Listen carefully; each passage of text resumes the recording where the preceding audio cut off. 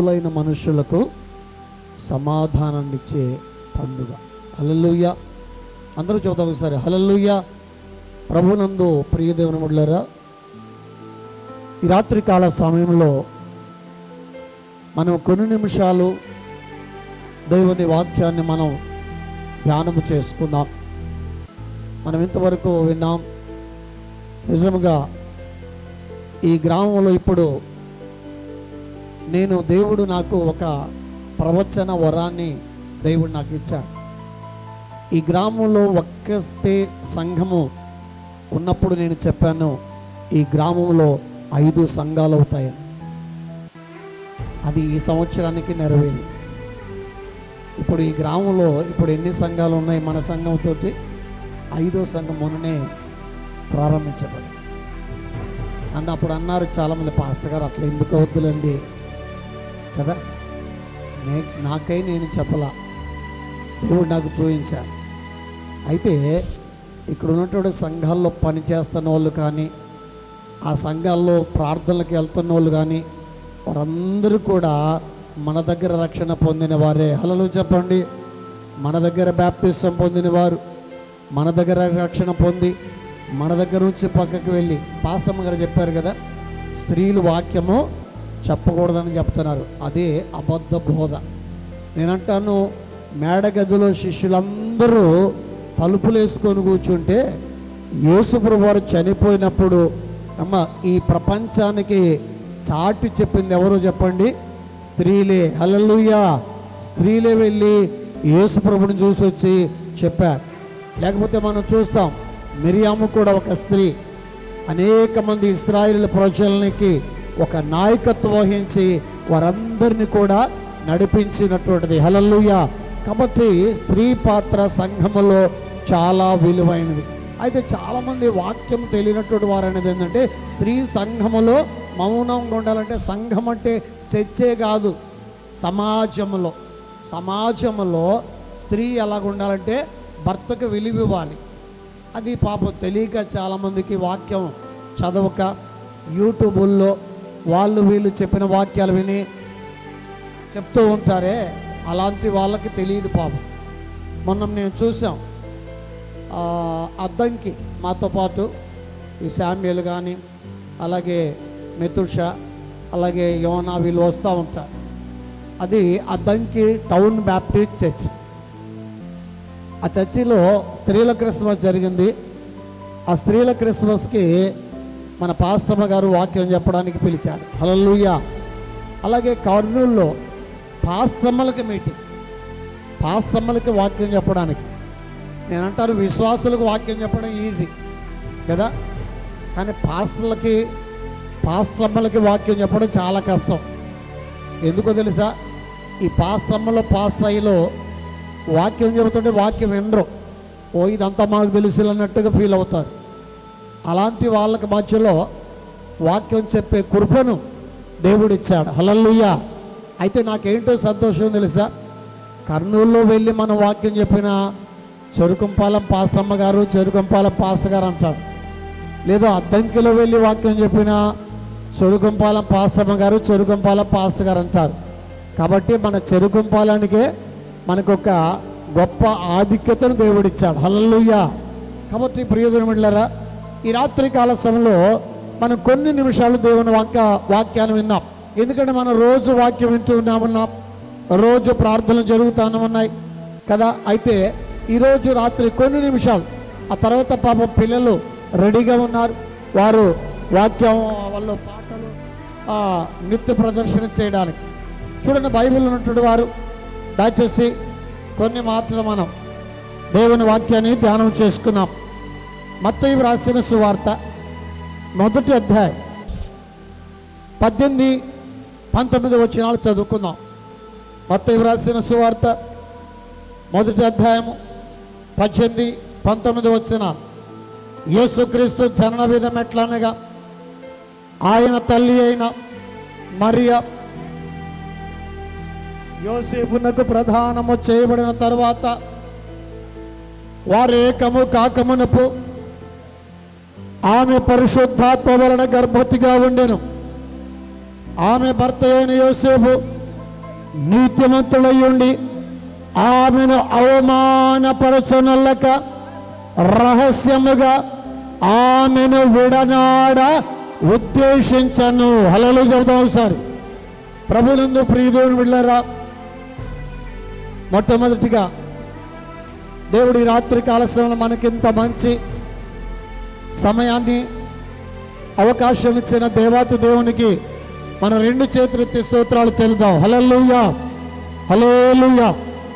అలాగే మీ మధ్యలో ఈ రీతిగా వాక్యం చెప్పడానికి దేవుడిచ్చిన మహాకృపను బట్టి దేవాతి దేవునికి మరొకసారి వందనాలు తెలియజేస్తా ఉన్నా. చూడండి, ఇక్కడ మనం చదువుకున్నటువంటి మాట, యేసుక్రీస్తు జనన విధం ఎట్లనగా ఆయన తల్లి అయిన మరియా యోసేపునకు ప్రధానము చేయబడిన తరువాత వారేకము కాకమునుపు ఆమె పరిశుద్ధాత్మ వలన గర్భవతిగా ఉండెను. వారేకము కాకమునుపు గర్భవతి అయింది. నేను అంటాను, ఈ సమయంలో ఇక్కడ ఉన్నటువంటి వారు చాలామంది పురుషులు ఉన్నారు. మీరు ఎవరైనా ఒక అమ్మాయిని పెళ్లి చేసుకోవాలనుకున్నారు, లేదా ఎంగేజ్మెంట్ అయింది, నిశ్చితార్థమైంది, కానీ నువ్వు చేసుకోకముందే, నువ్వు ఆమెను కలవకముందే ఆమె కానీ గర్భవతి అయిందని తెలిస్తే ఎంతమంది ఉన్నారు ఇక్కడ చేసుకోవడానికి ఇష్టపడే వాళ్ళు? ఉన్నారా? ఎవరుండరు. యోసేపు కూడా అదే పరిస్థితిలో ఉన్నాడు. యోసేపు మరియమ్మను చేసుకోవాలనుకున్నాడు. మరియమ్మ గ్రామమేమో నజరేతు, యోసేపు యొక్క ఊరేమో బెత్లెహేం. బెత్లెహేము వాడైనటువంటి యోసేపు ఎప్పుడో వలస వెళ్ళాడు. నజరేతుకు వెళ్ళి నజరేతులో చెక్క పని చేసుకుంటూ ఉండేవాడు. అయితే నజరేతులో ఈ మరియమ్మను చూశాడు. మరియమ్మ చాలా పవిత్రంగా, పరిశుద్ధతగా, కన్యకగా జీవిస్తుంది. ఎలాంటి చెడు అలవాట్లు లేవు. అంత మాత్రం కాదు, ఆమె దైవ భీతి కలిగినటువంటి కన్యక, దైవ భయం కలిగినటువంటి కన్యక, దైవ భక్తి కలిగినటువంటి కన్యకగా ఆ బిడ్డ జీవిస్తూ ఉన్నది. అయితే యోసేపు ఆమెను పెళ్లి చేసుకోవాలని ఏం చేశారంటే, వారి పెద్దల్ని ఒప్పించుకొని ఆమెతోటి ప్రధానము చేయబడి, ఈ ప్రధానము చేయబడిన తర్వాత కొన్ని రోజులకి గబ్రియేలు దూత ద్వారా మరియమ్మకి ఒక వార్త విన్నది. ఏమిటి ఆ వార్త అంటే, నీవు గర్భవతి అవుతావు, నువ్వు కుమారుని కంటావు, ఆ కుమారుడికి యేసు అని పేరు పెడతావు, ఆయన తన ప్రజలను వారి పాపముల నుండి ఆయన రక్షిస్తాడు కనుక ఆయనకు యేసు అని పేరు పెడతావని వార్త విన్నది. ఈ వార్త విన్న కన్యక మరియ గుండెల్లోకి ఏమండి బల్లెము పొడుచుకున్నట్టు అయిపోయింది. పెళ్ళైన తర్వాత కానీ ఒక నెలకో 2 నెలలకో గర్భవతి అయ్యావంటే సంతోషిస్తారు. వెంటనే ఫోన్ చేస్తావు మీ మమ్మీ డాడీకి, వెంటనే ఫోన్ చేస్తావు దూర ప్రాంతంలో మీ భర్త ఉంటే. కానీ ప్రియమిళ్ళరా, ఇది అలాంటి పరిస్థితి కాదు. ఇంకను ఆమెకి పెళ్లి కాలేదు, ఇంకా వారిరువురు కూడా ఏకము కాలేదు. ఆమె గర్భవతి అయిందంటే ఏమండి విన్నటువంటి వారు ఏమనుకుంటారో తెలుసా? ఫలానే మరియమ్మ చూడండి పెళ్లి కాకుండానే గర్భవతి అయిందంట, ఫలాని బిడ్డ చూడండి, ఫలాని వాళ్ళ కుమార్తె చూడండి పెళ్లి కాకుండానే గర్భవతి అయిందంటని అందరూ సూచి పోటి మాటలు అంటూ ఉంటే ఏ తల్లిదండ్రులైనా తట్టుకోగలరా తల్లి? ఏ తల్లిదండ్రులు తట్టుకోలేరు. నిజంగా మరియమ్మని ఏం చేశారు తెలుసా? ఆ తల్లిదండ్రులు కూడా వదిలేశారు. ఇలాంటి దౌర్భాగ్య పరిస్థితి, ఇలాంటి బిడ్డనే మేము కన్నది ఏంటి, ఎలాగా, ఏంది అని ఆ బిడ్డను సూటిపోటి మాటలు అంటున్నారు. ఆ నోట ఈ నోట పడి ఈ వార్త అంతా యోసేపుకు కూడా తెలిస్తుంది. యోసేపు అయితే చాలా నీతిమంతుడని బైబిల్లో వ్రాయబడింది. ఎందుకు తెలుసా? డైరెక్ట్గా ఇంటికి వెళ్ళొచ్చు, వాళ్ళ తల్లిదండ్రుల దగ్గరికి వెళ్ళి, ఏమమ్మా ఇలాంటి అమ్మాయినా నాకు మీరు అంటగట్టాలనుకుంటుంది, ఇలాంటి అమ్మాయినా నాకు ఇవ్వాలనుకుంటుంది, చూసావా నేను మీ అమ్మాయిని చూసుకోవాలనుకున్నాను, ఈలోపే మీ అమ్మాయి గర్భవతిని రచ్చరచ్చ చేసే వాళ్ళు లేరా? ఉన్నారు. అలాంటి పరిస్థితుల్లో ప్రియదేవుని బిడ్డలారా, యోసేపు అలాగా అనుకోవట్లేదు. ఆ అమ్మాయి జీవితాన్ని నేను ఎందుకు పాడు చేయాలి, ఆ బిడ్డ జీవితాన్ని నేను ఎందుకు పాడు చేయాలనుకొని రహస్యముగా విడనాడాలనుకున్నాడు. ఆ అమ్మాయిని ఇంక నేను పెళ్లి చేసుకోకూడదు, ఆ అమ్మాయికి నాకు ఎలాంటి సంబంధం ఉండకూడదని అతను మనస్సులు అనుకొని నిజంగా రాత్రి పడుకున్నాడంట. ఆ రాత్రి అతనికి కలవరపాటు, ఆ రాత్రి అతనికి నిద్ర పట్టడం లేదు, ఆ రాత్రి అతనికి ఎలాంటి సంతోషం లేదు, సమాధానం లేదు, నెమ్మది లేదు, నిద్ర పట్టట్లేదు. లేస్తున్నాడు, అటు తిరుగుతున్నాడు, ఇటు తిరుగుతున్నాడు, పడుకుంటున్నాడు, నిద్ర పట్టట్లేదు. అయినా ఆలోచనలు పడ్డాడు, ఆ అమ్మాయి అలాంటిది కాదే, ఎందుకు ఇలాగ జరిగింది, ఆ అమ్మాయి చాలా మంచిదే, ఎందుకు ఇలాగ జరిగింది అనుకొని అలాగ కునుకు తీస్తూ ఉంటే దేవదూత వచ్చి యోసేపుతో అంటుంది, యోసేపు యోసేపు నీ భార్య అయిన మరియను చేర్చుకొనుటకు భయపడకము. హల్లెలూయా చెప్పండి. నీ భార్య అయిన మరియను చేర్చుకొనుటకు భయపడకము. ఆమె గర్భము ధరించింది పరిశుద్ధాత్మ వలన. హల్లెలూయా. ఎవరి వలన తల్లి? పరిశుద్ధాత్మ వలన ఆమె గర్భవతిగా రూపించబడుతూ ఉంది. ఆమె గర్భవతి అయింది. గర్భము రూపించబడడానికి కారణం ఎవరంటే పరిశుద్ధాత్మ దేవుడు. పరిశుద్ధాత్మ దేవుడు వలనే ఆవిడ గర్భవతి అయింది. కానీ ఆవిడను చేర్చుకోవడానికి నువ్వే మాత్రమో భయపడవద్దు. ఆయన భయపడిపోతున్నాడు. సమాజం ఏమనుకుంటుందో, ప్రజలు ఏమనుకుంటారు, భయపడిపోతున్నాడు. నిజంగా మనం కూడా అనేక సందర్భాలలో భయపడుతూ ఉంటాం. నేనంటాను నిజంగా ఈ గ్రామంలో కూడా మేము కూడా భయముతోటే బ్రతుకుతూ ఉన్నాం. నేను 19 సంవత్సరాలు ఉప్పరాజుపాలెంలో సేవ చేయబట్టి మా భార్య ఒక్కతే 2 బిడ్డలను పెట్టుకొని ఉంటూ ఉండేది. నేను లేని టైంలో చాలామంది మా ఇంటి మీదకి దాడి చేయడం, మమ్మల్ని బూతులాడటం, మమ్మల్ని నానాక మాటలు అనడం. నేను ఇంటికి వచ్చినప్పుడు మా పిల్లలు చెప్పినప్పుడు నాకు బాధ వేసేది. అలాంటి పరిస్థితుల్లో ఈ గ్రామంలో జీవిస్తూ ఉన్నాం. వాస్తవానికి ఈ గ్రామంలో మేము జీవించాలనుకోలేదు, కానీ మా అన్నోళ్ళు ఇద్దరు ఇక్కడ లేరు, నేను ఒక్కడినే ఇక్కడ ఉంటున్నాను. మా అమ్మ వాళ్ళు నేను ట్రైనింగ్ అయ్యి రాగానే డోర్నకల్, ఖమ్మం జిల్లా డోర్నకల్లో సేవ పరిచర్యకు పిలిచారు. తర్వాత హైదరాబాద్ మారనాథ చర్చిలో పాస్టర్గా పిలిచారు. వాళ్ళే శాలరీ ఇచ్చి నాకు పిల్లలైతే వాళ్ళని చదివిస్తాం, ఇల్లు ఫ్రీగా ఇస్తాం. నేను వెళ్ళాలనుకున్నాను. కారణం ఏంటో తెలుసా?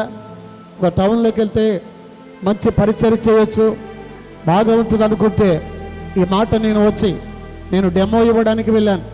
హైదరాబాద్ చర్చిలో డెమో ఇచ్చాను, డోర్నకల్లో డెమో ఇచ్చాను. అంటే ట్రయల్ మెసేజ్ ఇచ్చాను. నా ట్రయల్ మెసేజ్ వాళ్ళు విని నన్ను అక్కడ పాస్టర్గా పెట్టుకోవడానికి అంగీకరించారు. ఇంటికి వచ్చి మా తల్లిదండ్రులకు చెప్తే మా అమ్మ అన్న మాట ఏంటో తెలుసా? అయ్యా, నువ్వు కూడా వెళ్ళే మాట అయితే మాకు కొంచెం విషయం ఇచ్చి వెళ్ళిపో అన్నారు. నువ్వు వెళ్తే మా పరిస్థితి, అన్నోళ్ళు ఇద్దరు ఇక్కడ లేరు, నువ్వు వెళ్తే మా పరిస్థితి ఏంటంటే, అప్పుడు నేను మనసు మార్చుకొని ఈ గ్రామంలో సేవ అనేది లేనప్పుడు, చర్చి అనేది లేనప్పుడు ఇక్కడ చర్చి కట్టడం మొదలుపెట్టి చర్చి కట్టాం. హల్లెలూయా. ఈ గ్రామంలో కానీ అంతకుముందు ఒక చర్చి ఉంటే నేను చర్చి కట్టేవాడినే కాదు. ఈ గ్రామంలో సేవ కానీ ఉండి ఉంటే నేను ఇక్కడ సేవ చేసేవాడినే కాదు. ఈ గ్రామంలో సేవ లేదు, ఈ గ్రామంలో చర్చి లేనప్పుడు నేను చర్చి కట్టిన తర్వాత ఇప్పుడు చర్చిలు అయ్యాయి. ఇప్పుడు మన సంఘంలో ఉన్నటువంటి వారిని పక్కకు లాక్కుంటున్నారు. ఒక అతనంట సముద్రంలోకి వెళ్ళి చేపలు పట్టేస్తే ఆ చేపలను తీసుకొచ్చుకొని గట్టున ఒక గంప వేసుకొని ఆ చేపలని గంపలేసుకున్నాడు. ఇంకొక అతను చేపలు పట్టడం మొదలుపెట్టాడంట. ఎక్కడో తెలుసా? సముద్రంలో కాదు, గంపలో గాలాలు వేస్తున్నాడు. ఎక్కడేస్తున్నాడు? పాపం సముద్రంలో పోయి చేపలు పట్టుకొని వచ్చి కష్టపడి వచ్చి ఈ గంపలో వేసుకొని మళ్ళీ సముద్రంలోకి వెళ్తే వీడు చేతగానుడు ఎక్కడ గాలాలు వేస్తున్నాడండి? గంపలో గాలాలు ఈజీగా పడతాయి కదా. ఆల్రెడీ పడిన చేపలే. పడిన చేపలు ఎందుకు దొరకవు? మళ్ళా దొరుకుతాయి. సముద్రంలో దొరకవు చేపలు. సముద్రంలోకి వేటాడడం తెలియదు, సముద్రంలోకి వెళ్ళి సాగు చేయడం తెలియదు. ప్రియమైన గమనించండి, ఆ విధంగానే ఇక్కడ ఇప్పుడు సంఘాలు ఏర్పడ్డాయి.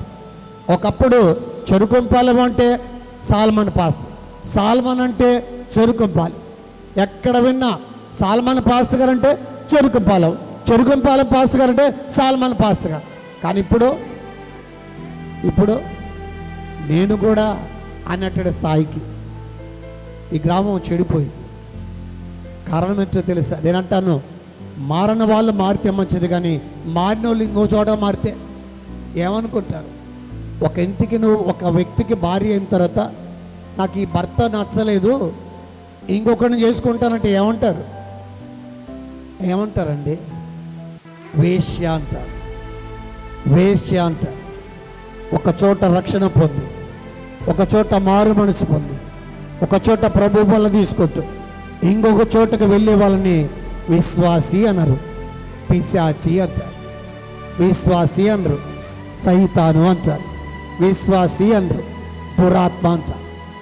దయచేసి గమనించండి. ఈ రాత్రి కాల సమయం దేవుని సన్నిధిలో యోసేపును మనం చూస్తే నీతిమంతుడు కనుకే మరియను రహస్యముగా విడిచిపెట్టాలనుకుంటే దేవదూత ఏం చెప్తాడు? నువ్వు భయపడవద్దు, నువ్వు చేసుకోవాలని, లేదా నీకు భార్యగా ఉన్నటువంటి మరియా పరిశుద్ధాత్మ వలన గర్భము ధరించేది. అయితే ఇంకొక మాట అక్కడ ఏంటో తెలుసా? ఆమె కుమారుని కంటుందంట. ఆమె కుమారుని కనే వరకు నువ్వు ఆమెని ముట్టుకోవడానికి వీలు. ఈ రోజులు అలాంటి వాళ్ళు ఉన్నారా? పెళ్ళి చేసుకుంటామని 4 మాటలు మాట్లాడగానే ఆమెతో ఫోన్లో మాట్లాడుకోవడం, వీడు ఫోన్ మాట్లాడుకోవడం. నేను పెళ్ళిళ్ళు చేస్తూ ఉంటా, గవర్నమెంట్ రిజిస్ట్రార్, నేను మ్యారేజీలు చేస్తూ ఉంటా. నేను పెళ్లి చేస్తూ ఉంటేనే స్టేజ్ మీదనే మనం ఇంకా వాళ్ళిద్దరికి ముడి వేయించకముందే వాళ్ళు మాట్లాడుకుంటూ ఉంటారు. అలాంటి దౌర్భాగ్య పరిస్థితుల్లో ఇప్పుడు విశ్వాసాలు తయారవుతున్నారు, వాళ్ళ పిల్లలు తయారవుతున్నారు. దయచేసి ఆలోచించే. యోసేపు నీతిమంతుడుగా ఉన్నాడు. మరియా బిడ్డ పుట్టే వరకు వాళ్ళిద్దరికి ఏ సంబంధం లేదు, మాటలాడుకునే సంబంధం ఉంది కానీ శారీరక సంబంధము లేదు. ఆ విధంగా యేసు ప్రభుకి మరియా జన్మనిచ్చింది. ఆ మరియా జన్మ ఇచ్చిన లేదా ఆ యేసు ప్రభు వారి ద్వారా చూడండి, మొదటి అధ్యాయం 21 వచ్చిన చదువుదాం. 21 వచ్చింది. మత్తయి సువార్త మొదటి అధ్యాయం 21 వచ్చింది. ఆమె కుమారుని కని అయ్యా తన ప్రజలను వారి పాపం నుండి ఆయనే రక్షించిన గనుక ఆయనకు యేసు అని పేరు. హల్లెలూయా. చూడండి, ఆమె ఒక కుమారుని కరును.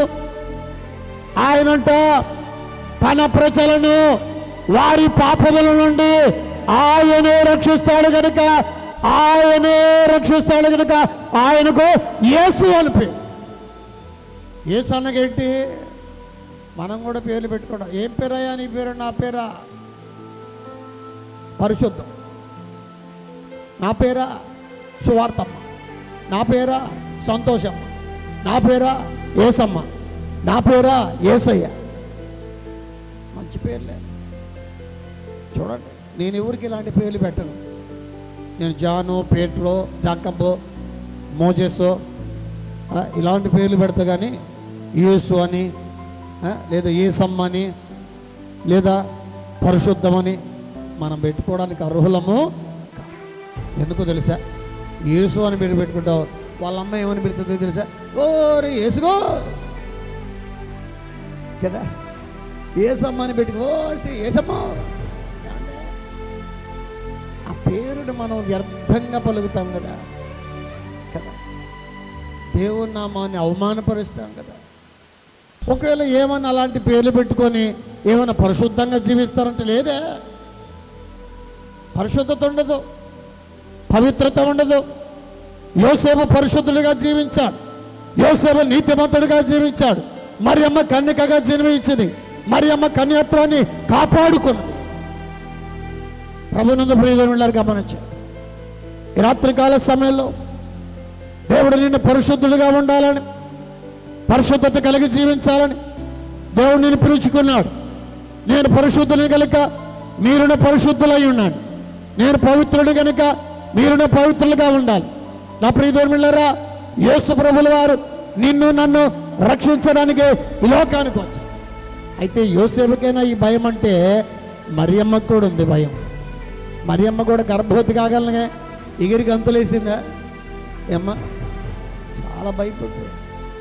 అయ్యో ఈ వార్త తెలిస్తే ఆ దేశంలో ఉన్న జీవో ఏంటో తెలుసా ఏమ్మా? ఏం జీవో ఉంది? పెళ్ళి కాకుండా కానీ గర్భం ధరించిందంటే ఏం చేస్తారు చెప్పండి తల్లులు? రాళ్లతో కొట్టి చంపేస్తారు, రాళ్లతో కొట్టి చంపేస్తారు.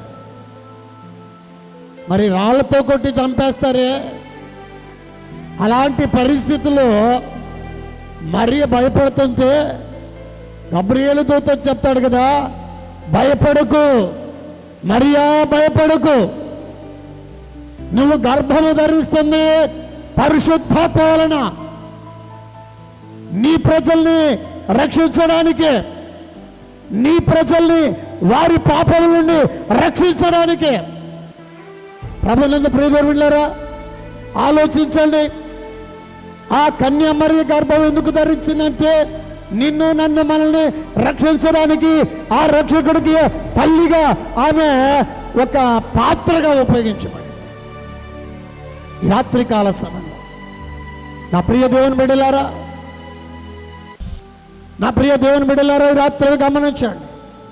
మరియమ్మ యేసు ప్రభువుకు జన్మనిచ్చిన తర్వాత మరియమ్మ పెళ్ళి యోసేపుతో గడిచింది కదా, తర్వాత పిల్లల్ని కానింది, మనకలాగే బిడ్డల్ని కానింది, మనకలాగే భర్తతోటి సైనించి బిడ్డలే కానింది. కానీ యేసు ప్రభు యొక్క జన్మ మాత్రం ఒక ప్రత్యేకత, ఒక పరిశుద్ధత, ఒక పవిత్రత. ఆ పరిశుద్ధుడే ఈ భూలోకానికి నీ కొరకు నా కొరకు రక్షకుడిగా ఉదయించిన. పశుశాలలో నీవు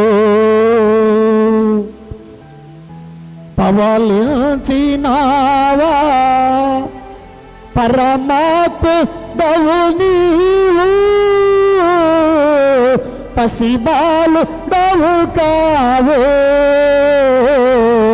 పసిబాలుడవు కావు, పశుశాలలో నీవు, పశుశాలలో నీవు పవలించినావా, పరమాత్ముడవు నీవు,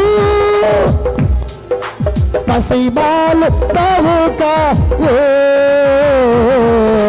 పసిబాలుడవు కావు, పశుశాలలో నీవు. హల్లెలూయా. నేను ఒక మాట చెప్తాను. యేసు ప్రభు పసిబాలుడా? పసిబాలుడా? మనం అనుకుంటున్నాం పసిబాలుడని, కానీ యూదుల రాజుగా పుట్టినవాడు ఎక్కడని మత్తయి సువార్త 2వ అధ్యాయంలో రాజుగారింటికి వెళ్ళి జ్ఞానులు అడుగుతారు, అయ్యా పసిబాలుడు పుట్టాడు ఎక్కడని అడిగారా? చెప్పండి, పసిబాలుడు పుట్టాడు ఎక్కడని చెప్పారా? అడగల. ఏమన్నారు? యూదులకు రాజుగా పుట్టినవాడు ఎక్కడ? మేము ఆయన నక్షత్రం చూసి వచ్చాం. ఎవరి నక్షత్రం తల్లి?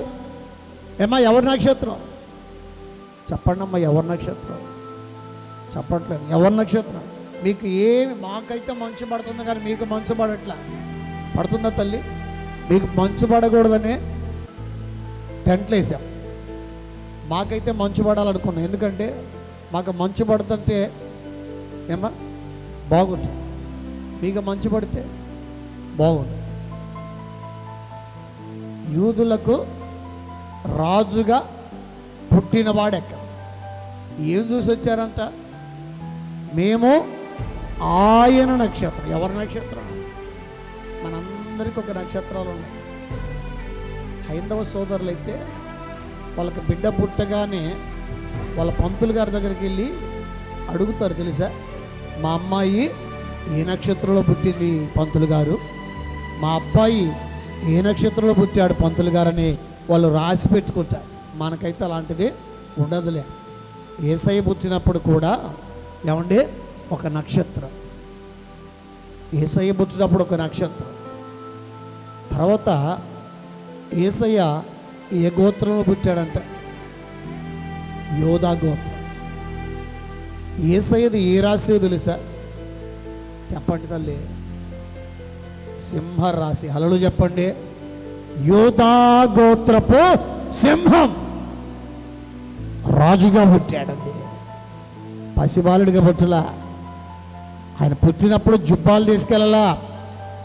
ఆయన పుట్టినప్పుడు చిన్న చిన్న గుడ్డలు తీసుకెళ్ళలా.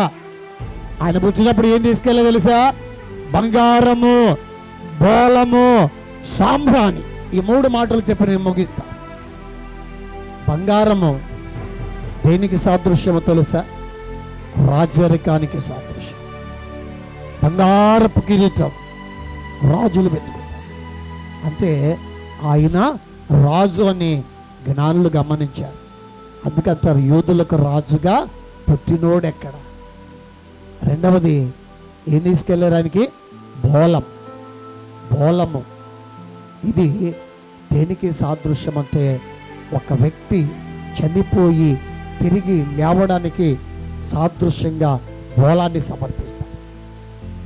మూడవది సాంబ్రాణి. ఇది ఒక ఆరాధనకి లేదా దేవతల దగ్గర సాంబ్రాణి ఇస్తూ ఉంటారు.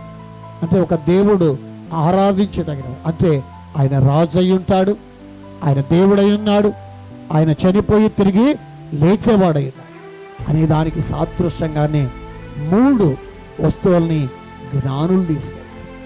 వారు ఎంతో తత్వవేత్తలండి. ఆ నక్షత్రాన్ని చూసే గొప్పోడు పుట్టాడు అంటున్నారు. నక్షత్రాన్ని చూసే ఒక గొప్ప రాజు పుట్టాడు అంటున్నారు. ఆ నక్షత్రాన్ని చూసే ఒక రాజు పుట్టాడని వారు అంచనా వేయగలిగారంటే వారు సామాన్యుల తల్లి. ఏమా మనం అనుకుంటా ఏముంది మాల మాదిగోళ్ళకి ఏం పని ఉందే, బాట ఉందే, వాళ్ళు యేసుప్రభు యేసుప్రభు యేసుప్రభు అంటారు. నేనంట యేసుప్రభు మాలోళ్ళ దేవుడు కాదు, మాదిగోళ్ళ దేవుడు కాదు. ఎవరి దేవుడు? ఉండా వాళ్ళ దేవుడు. అల్లు చెప్పండి. ప్రపంచంలో గొప్ప కులం ఏదో తెలుసా? ఏది? మన భారతదేశంలో